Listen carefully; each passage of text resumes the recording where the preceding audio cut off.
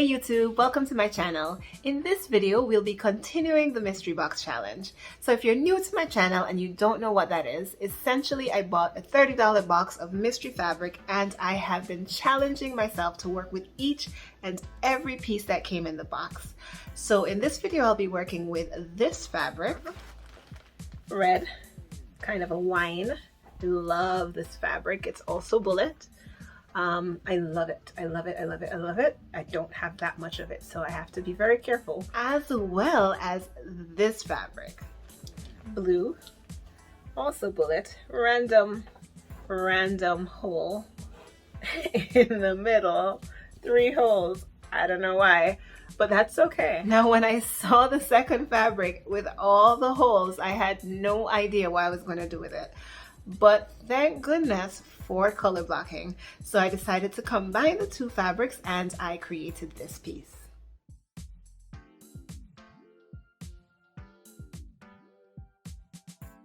Alright, so if you like what you see on my channel, don't forget to press like, don't forget to subscribe, and if you know somebody who is learning how to sew, don't forget to share this with them. Alright, enjoy the tutorial. Alright, so in order to make our tank top, we need a few things.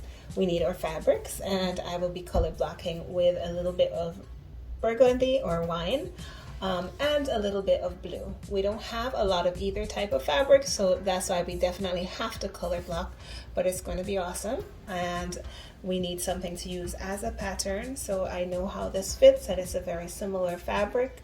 So I'm going to be using this halter top, but just the tube portion of it that you can see here. I am also going to probably use buttons, and I will link these buttons below. I got them on Amazon. Alright, so when I got my blue fabric from my mystery box, it had some mystery holes in it. And so that does prevent me from using this as a major piece, but I can definitely salvage what is on the edge here, and I'll be using that at the bottom of my tank top. I can also salvage the middle portions, which I'll also be using. So I'm going to go ahead and cut the pieces that I can salvage.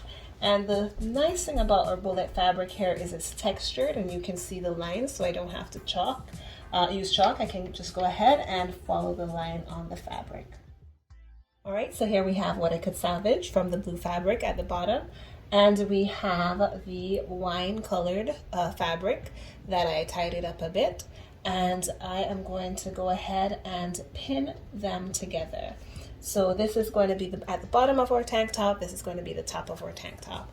And I'm going to pin the right side of the wine colored fabric to the right side of the blue fabric. Alright, so the fabrics are now pinned together, and I'm going to go ahead and take it to the sewing machine and join them. So when you're sewing this together, make sure that you are on the zigzag stitch or another stitch that stretches, because this will be stretching across your body. Alright, let's go ahead and sew it up. So this unexpected combination of wine and blue actually looks pretty cool together. So let's see how it turns out. Alright, so my fabric that I've prepared is folded in half. This is where the bottom of my tank top is going to be. This is going to be the top and the majority of the tank top. And just to make sure that you are aware, it stretches in this direction. Alright, so it's folded in half. I'm going to fold it in half again and place my pattern on top of the fabric. Alright, so this is the fold of my fabric, and this is the excess. I could cut it off, but I'm not going to bother right now. And I'm going to take the fold of my shirt that I'm using as a pattern and place it on top of the fold of the fabric. So here's the fold of the fabric, and my shirt is folded in half, and I'm placing it on top. Now I'm going to give this a little bit of room because I'm going to have to hem at the bottom. So I'm going to move this up just a bit, and I'm going to pin the shape of the shirt on the outside. Alright, so now I'm going to go ahead and cut outside the pins, and that will be the shape of our shirt. So when I cut my fabric, I really didn't have that much space left, so I'm going to be sewing super close to the ends, but that's okay. I have just enough room. Unpin each pin because right now we have all 4 layers of fabric together. And I'm going to repin just the 2 layers and also pin the 2 bottom layers so that I can open up my shirt and sew the side seams. So I did that for the first pin, but I'm going to go ahead and do that for all the pins so that I can open up everything. All right, so let's sew up our side seams.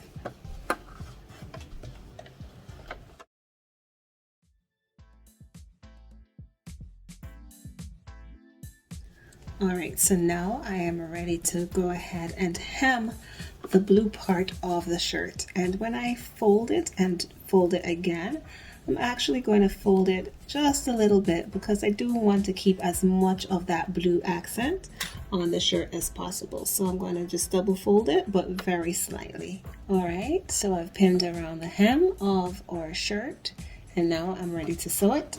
And make sure that when you're sewing the hem, it's on the zigzag stitch because it will need to stretch around your body. All right, so now we're going to hem the top as well. Okay, so I went ahead and tried on the tank top so far, and I measured where I want my straps to be, and I measured 15 inches. So I cut 3 strips of fabric that add up to a little bit more than 15 inches. A little bit more than 15 inches because I wanted to give myself enough space for seam allowance here and here to join those fabrics, and a little bit more space to join this to the shirt. And this is representing both of my straps. So the strap, of course, is not this wide. The strap will be 1/4 of this width. I'm going to go ahead, join the fabrics, cut this in half, and then make my strap from each of these halves. So in order to join the fabric, I'm going to go ahead and join the blue to the red. I am going to pin the right side to the right side, and I want to make sure that the strap is stretching along where you'd want a strap to stretch. All right, so here we go. So right side to right side. Here we go, that's the right side of the fabric, the textured part. I go ahead and put that together, facing each other. And I'm going to go ahead and pin that and sew it. I finished joining my 3 pieces of fabric together, and now I'm ready to go ahead and make my 2 straps. So in order to make my 2 straps, I'm going to fold this fabric that I just prepped in half so that I can make sure that it's even. And once I have it folded in half, I'm going to go ahead and cut along the fold to get my 2 pieces of fabric. All right, so each of these 2 pieces will serve as a strap. And so I'm going to go ahead and fold it in half again, each one. So I'm going to take this and fold it in half.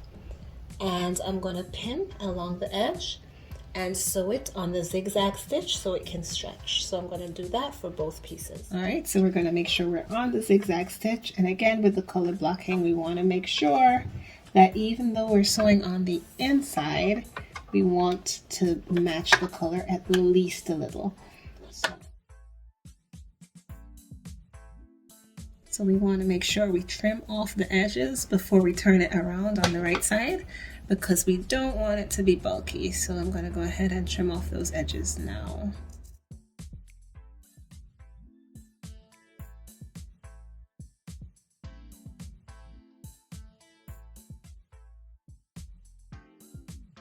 So using the same technique we used to make the strap, I'm actually going to make another piece, but this is going to go in the center of our shirt as an accent. So I went ahead and pinned the accent piece that we just created to the center of our shirt.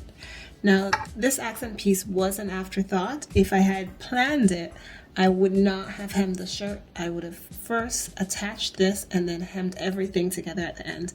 But that's okay. We just have to be a little bit more cautious as we go through this step.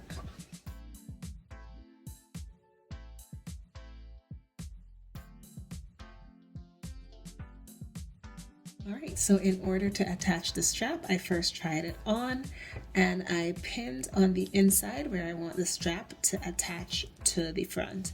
And notice it's not that neat on the inside, but when you look on the outside, it's going to be pretty neat.